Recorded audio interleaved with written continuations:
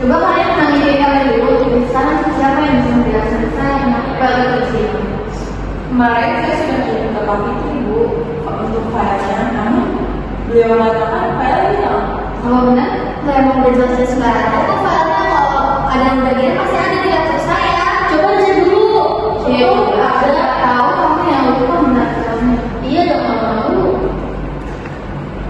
Loh, ternyata aku lupa naruh. Itu ada filenya, kamu bilang ada kosong, Pak. Iya maaf ya, ternyata aku salah naruh foldernya. Maafin aku ya, Del. Ya nggak apa-apa, aku cuma marah sama dihargai aja di sini. Oke, sini udah tahu kan titik terangnya siapa yang salah. Jadi saya juga mau ada yang mama yang bertentang sama perkara masalah sepele. Sekarang masing-masing dari kalian ternyata maaf. Mbak bisa. Dede, maaf ya Del, kalau misalnya kalau enggak sama lu tuh bukannya bermaksud untuk nyuruh lu sih. Lu nggak tahu aja sebenarnya gimana. Maaf ya, kita juga. Maafin gue ya, Del. Ternyata gue yang salah di sini.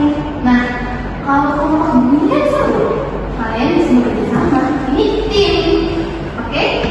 Kita harus bekerja sama untuk perusahaan seperti ini. Oke. Thanks ya semuanya. Ternyata kita bisa kompak kalau misalnya komunikasi kita benar. Iya Kak, ternyata orang baik itu bisa menyelesaikan masalah loh. Oke, karena kalian sudah saling mengerti, jadi saya harap untuk besok komunikasinya jauh lebih baik lagi dan sangat penting untuk kita mendengarkan terlebih dahulu baru saja kita bisa sebenarnya. Bener tuh kata media. Oke, karena kita adalah sebuah tim, kita harus kompak semuanya besok dan lagi. Di dunia kerja, setiap tim bergerak dengan ritme yang sama. Ada target yang harus dicapai, pekerjaan yang harus diselesaikan, dan waktu yang terus berjalan tanpa menunggu siapapun. Tapi, di balik semua itu, ada satu hal yang sering luput dari perhatian. Bagaimana kita berkomunikasi satu sama lain. Hari itu, mereka belajar bahwa komunikasi yang tidak efektif tidak selalu muncul dari pertengkaran besar. Terkadang, ia muncul dari hal-hal sederhana yang dianggap sepele, seperti memotong pembicaraan, nada bicara yang terlalu cepat, asumsi tanpa cek ulang, atau ketika seseorang bicara tapi tidak benar-benar didengarkan. Ketika pesan hanya lewat tanpa dipahami dan emosi mendahului pemikiran, komunikasi pun berjalan salah arah. Dan di lingkungan korporat, salah arah sekecil apapun bisa membawa dampak besar.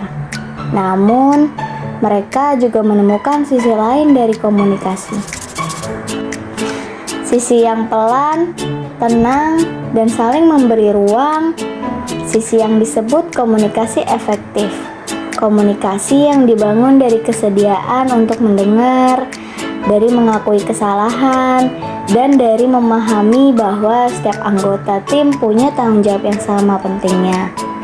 Saat emosi mulai diredakan, ketika setiap orang menahan diri untuk tidak bereaksi berlebihan, dan ketika mereka semua memilih untuk mendengarkan dan memberi ruang satu sama lain, disitulah ritme kerja tim perlahan kembali terbentuk.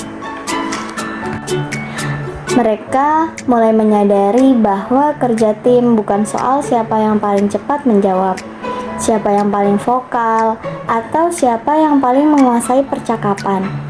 Kerja tim adalah tentang bagaimana setiap individu mau memahami dan dipahami.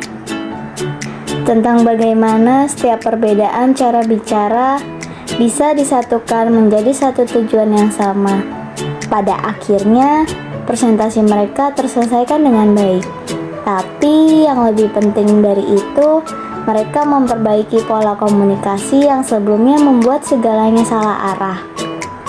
Mereka belajar bahwa dalam lingkungan korporat, komunikasi bukan hanya alat kerja, tetapi pondasi yang menentukan apakah tim akan tumbuh atau justru retak dari dalam. Dan dari semua kejadian hari itu, satu hal menjadi jelas. Komunikasi yang tidak efektif menciptakan jarak.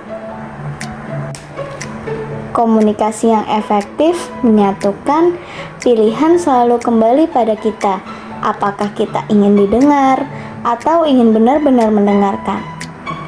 Satu kata bisa memperbaiki, satu kata bisa menyakiti, dan satu kata bisa mengubah segalanya. One is the loneliest number that you'll ever do.